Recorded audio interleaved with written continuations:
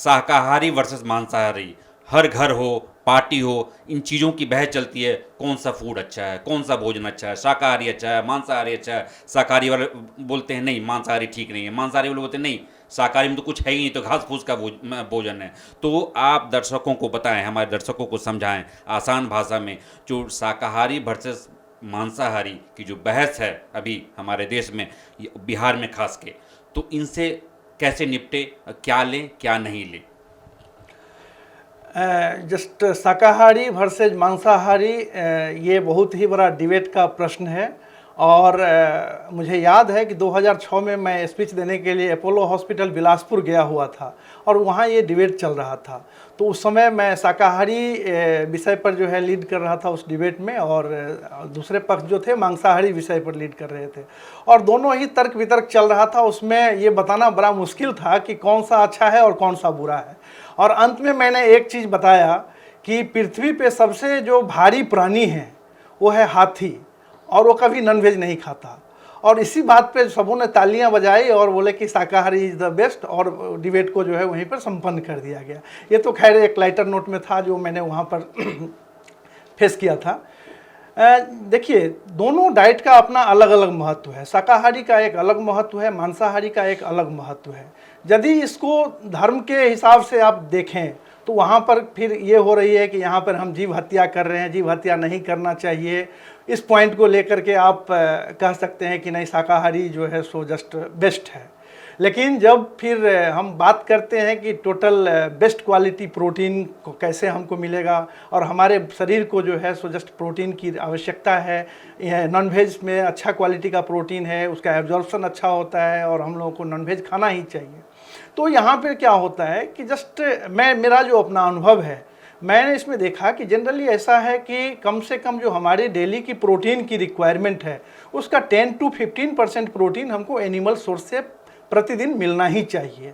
और मैं जब इस पर बहुत मंथन किया तब जाकर के मैंने ये देखा कि हमारे पूर्वज जो है दूध और दही, छेना, पनीर, ये सब जितने भी प्रोडक्ट हैं उसको उन्होंने वेजिटेरियन डाइट में क्यों रखा था, जबकि सबको पता है कि जो प्लांट फूड्स होते हैं, जो प्लांट से निकलते हैं वो वेजिटेरियन हुए, और जो एनिमल से निकलते हैं वो नॉन वेजिटेरियन हुए। लेकिन फिर भी दूध दही वेजिटेरियन कैसे हो गया?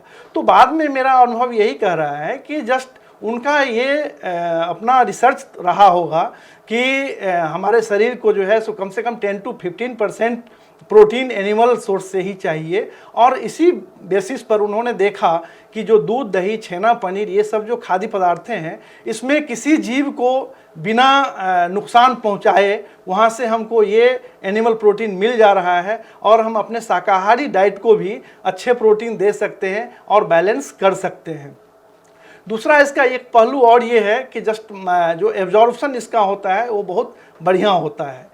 तो यहाँ पे भी आप यदि आप कंपेयर करेंगे तो प्लांट सोर्स में भी जो है देखा गया है कि जो प्रोटीन की क्वालिटी हम कैसे डिसाइड करेंगे, तो 3-4 फैक्टर्स होते हैं जिसके आधार पर हम लोग प्रोटीन की क्वालिटी डिसाइड करते हैं।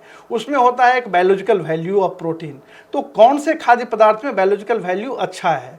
तो बायोलॉजिकल वैल्यू ऐसा देखा गया है कि जो मिल्क से जो व्हे निकलता है, जो व्हे वाटर, जैसे छेना आपने निकाल लिया उसमें जो पानी बचता है, तो व्हे कंटेंट जो है इसका बायोलॉजिकल वैल्यू सबसे ज़्यादा होता है, जिसको कि हम लोग वेजिटेरियन में काउंट करते हैं। और उसके बाद यदि सेकेंड बेस्ट बायोलॉजिकल वैल्यू की बात करें तो वो अंडा का होता है। तो यदि हम चाहें कि अंडा हम नहीं खा करके या नॉनवेज नहीं खा करके हाई बायोलॉजिकल वैल्यू का शाकाहारी डाइट लें तो वहाँ पर हम लोग जो है सो व्हे प्रोटीन को ले सकते हैं।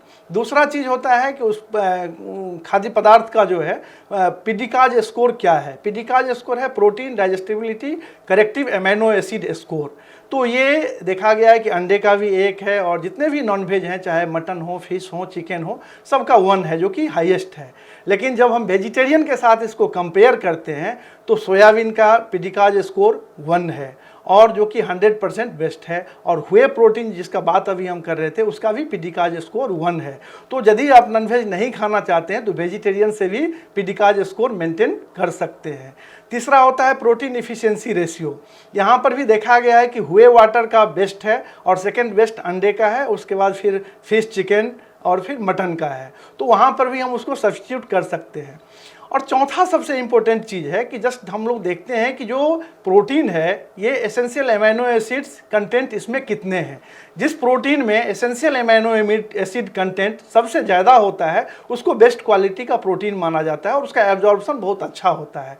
तो इसके लिए हमारे यहाँ शुरू से ही ट्रेडिशन बनाया गया है कि जब भी हम लोग खाते हैं, दाल रोटी खाते हैं, दाल भात खाते हैं, तो क्या होता है कि जो दाल भात की हम कल्पना कर रहे हैं या रोटी दाल की बात कर रहे हैं, तो जो सीरियल्स और पल्सेज है, सीरियल्स में आपका आ गया रोटी है, चाहे चावल है, चाहे ज्वार है, बाजरा है, दलिया है, ओट है, ये सब सीरियल्स ग्रुप में आते हैं। और पल्सेज ग्रुप में आपके डिफरेंट तरह के दाल, जो मूंग की दाल, मसूर की दाल, अरहर की दाल, कुल्थी की दाल, जितने भी तरह के दाल हैं, राजमा है, सोयाबीन है, ये सब आ जाते हैं। तो ऐसा देखा गया है कि जो सीरियल्स हैं उसमें कुछ एसेंशियल अमीनो एसिड की डिफिशियंसी रहती है और उसी तरह जो पल्सेज हैं उसमें भी कुछ एसेंशियल अमीनो एसिड की डिफिशियंसी होती है, खास करके मिथेनोन एंड ट्रिप्टोफैन, और उसमें डिफिशियंसी होती है लाइसिन एंड आइसोल्यूसिन की।